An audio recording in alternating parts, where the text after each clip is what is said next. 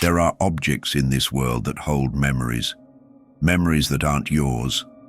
Memories that maybe shouldn't exist. Tonight, I'm going to tell you about a sewing machine found in an abandoned apartment in Tokyo.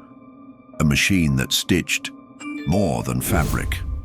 A machine that wove fates together in ways that defy any logical explanation. If you're afraid of the unknown, of what lurks in the dark corners of reality, maybe you should stop here. Kentaro was always a practical man. At 34, he worked as an electronics technician in a small Tokyo district, fixing old TVs and radios that people refused to throw out. He lived alone in a modest apartment, surrounded by the constant hum of a city that never sleeps. His world changed on a rainy Tuesday in October, when the landlady of the building next door asked him for a favor. "Kentaro-san," she said, clutching a set of rusty keys. "Apartment 4B has been empty for 3 years. The last tenant vanished. I need someone to go in and clear out the furniture before the new residents arrive." Apartment 4B smelled of mold and loneliness. Cobwebs draped, the corners like tattered bridal veils. In the center of the living room, under a yellowed sheet, was a rectangular shape that caught Kentaro's eye. When he pulled the sheet away, he uncovered an antique sewing machine, a 1950s Singer model, with intricate cast-iron details and dark wood. It was beautiful, almost hypnotic in its pristine condition. Strangely, there wasn't a speck of dust on it, as if someone had cleaned it recently. Kentaro ran his fingers over the smooth surface. The machine was cold, too cold for an autumn day. When he tried to lift the lid to inspect the inner mechanism, he felt an odd resistance, like the machine was reluctant to open. That's when he noticed something strange. In the side drawer, there were spools of thread in various colors, but not normal colors. They were shades he couldn't name. A red that seemed to pulse, a blue that reminded him of veins under pale skin, a yellow that made his eyes sting. "Can I keep it?" he asked the landlady. The old woman gave him a peculiar look, almost one of relief. "Please take it. Take everything, just don't bring it back." Kentaro set up the machine in his apartment, next to the window overlooking the alley. For the first few weeks, it sat quietly, an elegant, decorative piece. But gradually, strange things started happening. Sometimes, when he came home from work, the machine was slightly out of place. Other times, he heard a rhythmic sound from the living room, tick, tick, tick, like someone was sewing. When he went to check, there was only silence. One sleepless night, he decided to try the machine. He grabbed 2 scraps of fabric, one from his father's old shirt, who died 5 years ago, and another from a curtain that belonged to his ex-girlfriend. The machine hummed to life with an unsettling smoothness. As he sewed, Kentaro felt something strange. The memories weren't his. He saw his father young, laughing at a festival he'd never witnessed.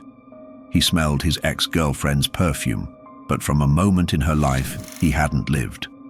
The memories came through the fabric, as if each thread carried fragments of other lives. What unnerved him most was the precision. His stitches were perfect, symmetrical, impossible for someone with no experience. His hands moved with a skill he didn't possess, guided by something he couldn't understand. When he finished, he held a small cushion in his hands. It gave off an impossible scent, a mix of his father's cigarette smoke and his ex-girlfriend's shampoo. When he pressed it to his chest for the briefest moment, he felt whole, like 2 pieces of his soul had been stitched back together. Then the machine started sewing on its own. The nightly tick-tick-tick became constant. Kentaro learned the machine operated by its own rules. By day, it sat dormant. But in the dead hours of the night, it came alive, sewing invisible pieces with threads that appeared from nowhere. Obsessed, Kentaro began bringing home fabrics with stories. A scarf found on the subway, a glove abandoned in the park, scraps of clothing he quietly scavenged.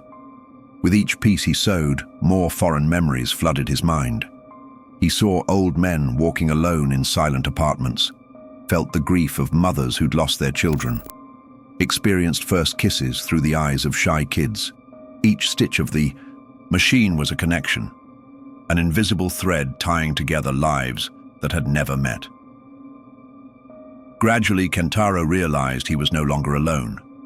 The stitched memories conjured presences in his apartment, shadows at the edge of his vision, whispers that weren't the wind, the scent of other lives clinging to the air. The machine had become a web, and he was its center. Every fabric sewn brought more voices, more stories, more borrowed loneliness that tangled in his soul like knotted thread. One night, staring into the mirror, Kentaro didn't recognize his own reflection. His eyes carried the sorrow of hundreds of strangers. His hands, scarred by needle pricks he didn't recall, trembled with the exhaustion of lives he hadn't lived. He tried to get rid of the machine, but it always came back. He threw it in the trash. It reappeared in his living room. He donated it. It was returned by a mysterious delivery. He burned it. The next day, it sat untouched, with a new spool of red thread that seemed spun from his own nightmares. The machine had chosen its seamster. And with growing horror, Kentaro understood he was doomed to eternally sew the world's loneliness, one stitch at a time, until his own identity unraveled completely into the memories of others. Even today, Tokyo residents report finding strange clothing in their homes, pieces that seem stitched from their own bedsheets, their own curtains, pieces that carry the scent of places they've never been, of people they've never met. And in an apartment high above the city, the tick-tick-tick goes on. The machine sews. And Kentaro, now just a fragment of himself, moves his hands in patterns he doesn't understand, weaving connections between lost souls who will never know they've been stitched together. The thread never runs out. The memories never stop. And the loneliness only grows, stitch by stitch, life by life. If you ever find an abandoned sewing machine, too perfect to throw away, too beautiful to forget, leave it where it is. Some things weren't made to be owned. Some machines don't sew fabric, and some threads connect more than they should. Thank you for having the courage to hear this story to the end. If it unsettled you, if it made you question the objects around you, then it's done its job. Drop a like if you felt the machines chill down your spine.